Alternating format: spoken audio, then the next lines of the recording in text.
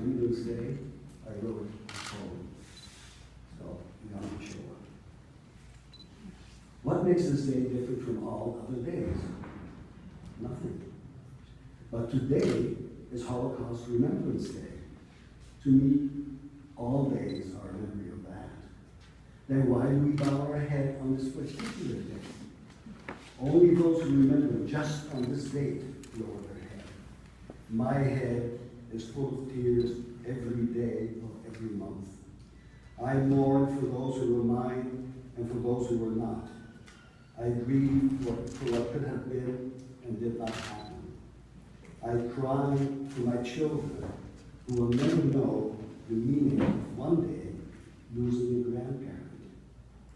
I weep for the nations whose hatred and arrogance and greed create new holocausts within their borders. My tears flow for many whose fate still equals that of children more than 70 years ago.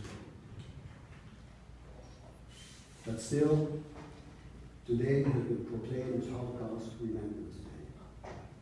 And on this date, April 16th, 75 years ago, my parents were 5 months pregnant with me, their first and only child. During my mother's pregnancy, Holland was on the verge of being conquered, but the heavy clouds of hatred had not yet discharged their acid over my family. The year was 1940, and I was born in July. A joyous, but I imagine also a terrifying moment in the short lifespan of my parents, although I know little of their lives.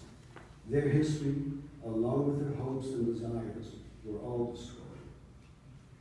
By the time I was born, Holland was already under Nazi siege, and Jews were being sent to the camps, or shot on the street, or raped and murdered, or merely just beaten. For the Dutch, it was the beginning of a downward spiral, not only for what was happening to the Jews, but also to many non-Jews, the mentally infirm, and all those deemed undesirable by the Germans, who themselves were ruled by undesirables and psychopathic mystics. Many Dutch protested against the oppression, but there were countless others who averted their eyes and stared at their shoes, while the German atrocities rose like mountains in the flatlands of Holland. Of my extended family, only my father's sister was able to escape from Holland. She and her small family survived the war in Switzerland. With the exception of me and 2 other cousins, everyone else was murdered. All 54 members of my family, all were murdered. But somehow, my parents were able to avoid the intensity of the horrors until I was nearly 3 years old. But then, the storm also broke over my own family. It hit with a hurricane force of terror, and although I was very young, I had snatches of memories of it. I was 2 years old. I remember the panic and fright in my father's voice as he beseeched my mother to dress me quickly so we could escape. I remember being handed over to a man dressed in a Nazi uniform who was actually one of the Dutch resistance workers, a very brave man. He took me to a safe place where there were other boys and girls, which was not far away from where my parents were interned, awaiting deportation to Auschwitz. I also have a gut feeling, a gut memory deep inside of me, of my parents, their bodies slumped in grief and despair as they walked away from me, their child. My parents, who against all forces of nature and in complete despondency, gambled that by giving me away, I might, while they knew they themselves were facing the horrors of the Nazi inhumanists. I have asked myself oh so many times whether I would have the strength to perform such a Herculean act. How many of us would believe in that? They must have had hope of getting me back one day, that all of us would somehow survive. I don't know. But I do know that no parent can make a greater sacrifice. I have just one photograph of each of them with passport pictures. I wrote the following poem as I listened to Mats Bruch's plaintive orchestral composition of Cold I listened to Paul Nedre over and over, while staring at the pictures of my father and mother, so young. Images of their twisted bodies wrapped around strangers fills my mind with terror, their white limbs in stark contrast to black evil.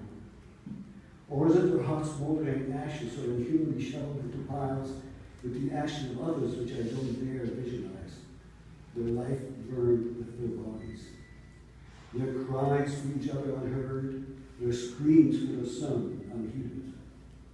Listening to Paul Nedre over and over, I give thanks for their unthinkable courage to separate me from them so I could live. And I did live. I remained alive because of the endless courage of Dutch resistance workers.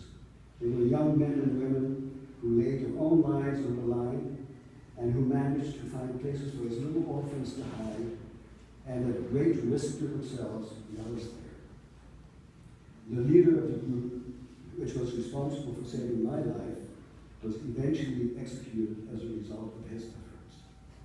He saved my life as he lost his. His group managed to save and place into hiding 300 children.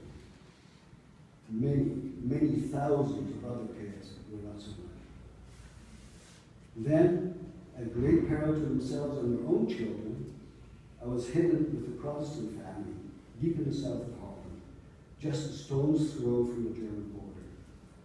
The entire family would have been severely punished or shot if it had become known they were harboring a Jewish child.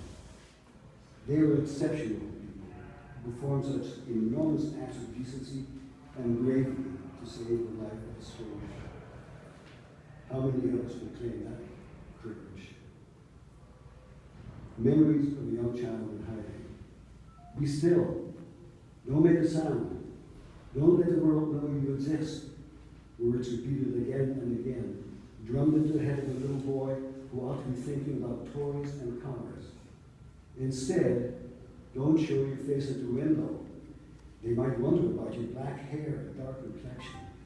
And don't, for God's sake, don't let them watch you pee.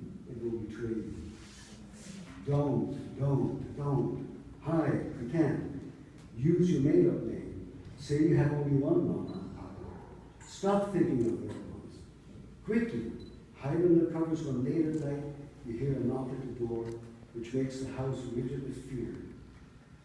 Later, when all is safe, you feel the new mama tremble as she presses you into her breasts, trying to shield you from the dark evil that lurks outside.